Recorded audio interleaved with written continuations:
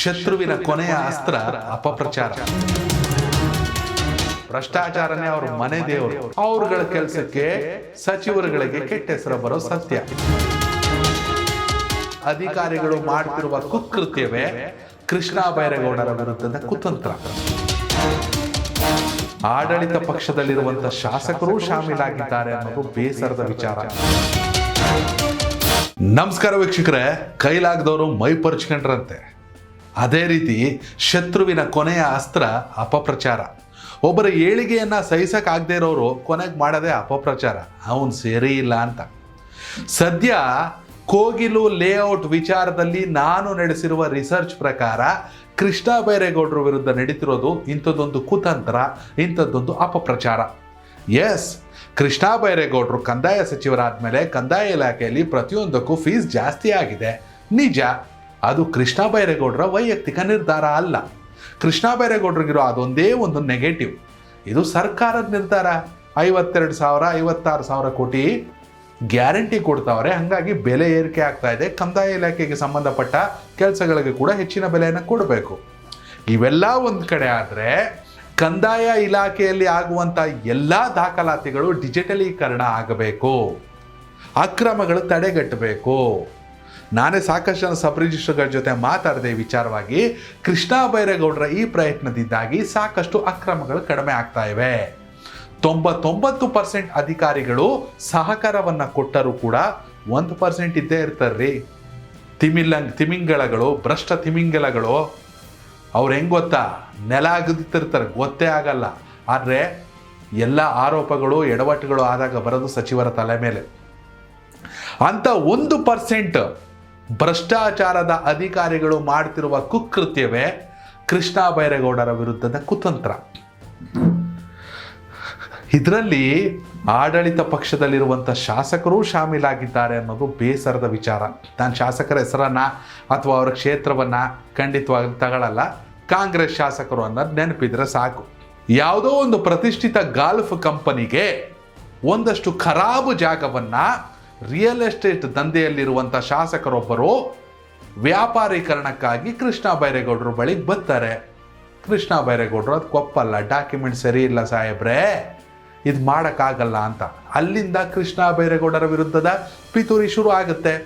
ಕೃಷ್ಣ ಬೈರೇಗೌಡರು ಹಿಂಗೆ ಆಸ್ತಿ ಮಾಡೋರಂತೆ, ಅವ್ರ ಹೆಸರಲ್ಲಿ ಊರಲ್ಲಿ ಹಿಂಗೈತಂತೆ. ಕೃಷ್ಣ ಬೈರೇಗೌಡರು ಸೈಡ್ಗೆ ಇಟ್ಬಿಡ್ರಿ. ಯಾವುದೇ ಒಬ್ಬ ವ್ಯಕ್ತಿಯ ನೇರವಾದ ಇನ್ವಾಲ್ವ್ಮೆಂಟ್ ಇಲ್ಲದೆ ಯಾವುದೇ ಅಕ್ರಮವನ್ನು ಸಾಬೀತುಪಡಿಸೋಕ್ಕಾಗಲ್ಲ. ನಮ್ಮ ತಾತಂಗೆ ಯಾರೋ ಬರ್ಕೊಟ್ರು, ನಮ್ಮ ಮುತ್ತಾತಂಗೆ ಯಾರೋ ಬರ್ಕೊಟ್ರು, ಅವ್ರು ಇನ್ಯಾರಿಗೋ ಬರ್ಕೊಟ್ರು, ಅದು ನನ್ನ ಹೆಸರಿಗೆ ಬಂದೈತೆ ಅಂದರೆ ನನ್ನ ತಪ್ಪೇನು? ಇದನ್ನು ಎಲ್ಲೂ ಪ್ರೂವ್ ಮಾಡೋಕ್ಕೂ ಆಗಲ್ಲ. ಹೀಗಾಗಿ ಕೃಷ್ಣ ಬೈರೇಗೌಡರ ಆಸ್ತಿಯ ಬಗ್ಗೆ ಇದ್ದಂಥ ವಾದ ವಿವಾದ ಪ್ರತಿವಾದ ಅಲ್ಲಿಗೆ ಸ್ಟಾಪ್ ಆಯಿತು. ಅದನ್ನು ಹುಟ್ಟಾಕಿದವರೇ ಆ ಶಾಸಕ ಗಾಲ್ಫ್ ಕಂಪನಿಗೆ ಮಾಡಿಕೊಡ್ಲಿಲ್ಲ ಒಂದು ರಿಯಲ್ ಎಸ್ಟೇಟ್ ಡೀಲ್ನ ಕೃಷ್ಣ ಬೈರೇಗೌಡರು ಅಂತ. ಅದು ಸೆಕೆಂಡ್ರಿ, ಸೈಡ್ಗೆ ಇಟ್ಕೊಳ್ಳೋಣ. ಓಕೆ, ಶಾಸಕರೇ ಹಿಂಗೆ ಅಂದರೆ ಈ ಮುಂಚೆ ಹೇಳಿದೆ 1% ಅಧಿಕಾರಿಗಳು, ಒಂದಂತ ಹೇಳ್ತಾ ಇದ್ದೀನಿ, ಜಾಸ್ತಿ ಇರ್ತಾರೆ. ಭ್ರಷ್ಟಾಚಾರ ಮಾಡದೆ, ಭ್ರಷ್ಟಾಚಾರನೇ ಅವ್ರ ಮನೆ ದೇವರು. ಅವ್ರಗಳ ಕೆಲಸಕ್ಕೆ ಸಚಿವರುಗಳಿಗೆ ಕೆಟ್ಟ ಹೆಸರು ಬರೋ ಸತ್ಯ. ಕಾಂಗ್ರೆಸ್ ಸರ್ಕಾರನ ಸಾಕಷ್ಟು ಜನ ಟೀಕಿಸ್ಬೋದು, ಕಾಂಗ್ರೆಸ್ ಸಚಿವರುಗಳನ್ನು ಟೀಕಿಸ್ಬೋದು. ಆದರೆ ನಾನು ಹೇಳ್ತೀನಿ, ಒಳ್ಳೆ ಕೆಲಸ ಮಾಡುವಂಥ ಸಾಕಷ್ಟು ಜನ ಕಾಂಗ್ರೆಸ್ ಸಚಿವರುಗಳು ಇದ್ದಾರೆ. ಅದರಲ್ಲಿ ಕೃಷ್ಣ ಬೈರೇಗೌಡರು ಒಬ್ಬರು. ಎಸ್, ಅಧಿಕಾರಗಳ ವಿಚಾರಕ್ಕೆ ಬರ್ತಿದ್ದೆ. ಅವ್ರ ಕೆಲಸ ಏನು? ಮಾಮೂಲಿ ತಗೊಳ್ಳೇಬೇಕು. ನೀವು ಡಿಜಿಟಲೀಕರಣ ಮಾಡಿಬಿಟ್ರೆ ಎಲ್ಲವೂ ಬೆರಳ ತುದಿಯಲ್ಲಿ ನಿಮಗೆ ಡಾಕ್ಯುಮೆಂಟು ಎಲ್ಲ ಸಿಗ್ತಾ ಹೋದರೆ ಅಲ್ಲಿ ಅಕ್ರಮಕ್ಕೆ ಜಾಗ ಎಲ್ಲಿದೆ? ಇಂಥ ಪರಿಸ್ಥಿತಿಯಲ್ಲಿ ಬೆಂಗಳೂರಿನ ಅಧಿಕಾರಿಯೊಬ್ಬರು ಕೃಷ್ಣ ಬೈರೇಗೌಡರ ವಿರುದ್ಧ ಪಿತೂರಿ ಮಾಡಿದ್ರು ಅನ್ನೋದು ಕೂಡ ಸಾಕಷ್ಟು ಚರ್ಚೆ ಆಗ್ತಿದೆ.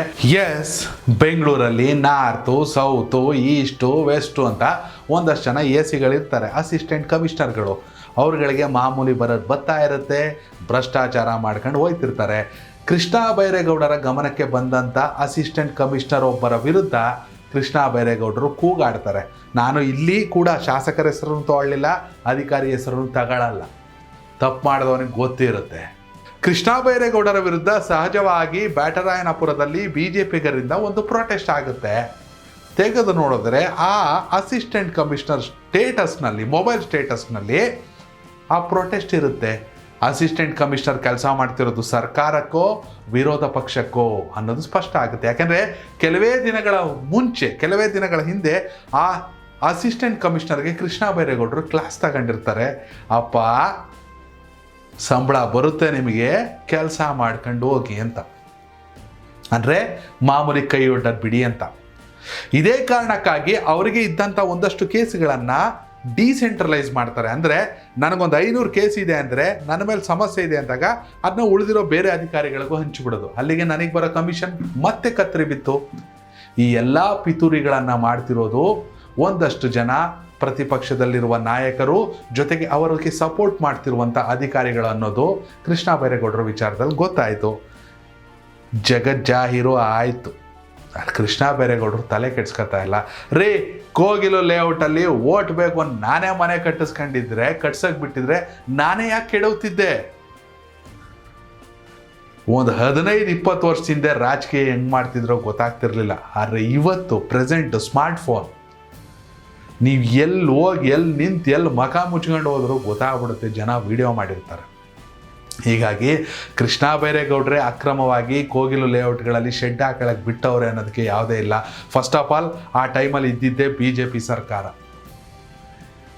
ನೋಡ್ರಿ, ಜನ ಪೋಡಿಗೆ, ಖಾತೆಗಳಿಗೆ ಇವಕ್ಕೆಲ್ಲ ಅಲೆದಾಡಬಾರ್ದು. ಆಮೇಲೆ ಅಧಿಕಾರಿಗಳು ಜನರನ್ನು ಅದಕ್ಕೆ ಅಲಿಸ್ಬಾರ್ದು. ಅದಕ್ಕಾಗಿಯೇ ಡಿಜಿಟಲೀಕರಣ ಮಾಡಬೇಕು ಅಂತ ಕೃಷ್ಣ ಬೈರೇಗೌಡರು ಒದ್ದಾಡ್ತಿರುವಂಥ ಸಂದರ್ಭದಲ್ಲಿ ಈ ಕೋಗಿಲು ಲೇಔಟನ್ನು, ಕುತಂತ್ರವನ್ನು ಕೃಷ್ಣ ಬೈರೇಗೌಡರ ಕೊರಳಿಗೆ ಕಟ್ಟೋಕ್ಕೆ ಸಾಕಷ್ಟು ಜನ ಕೆಲಸ ಮಾಡಿದ್ರು. ಡೋಂಟ್ ಕೇರ್ ಅಂತ ಸಾಕ್ತಾವ್ರೆ ಕೃಷ್ಣ ಬೈರೇಗೌಡರು.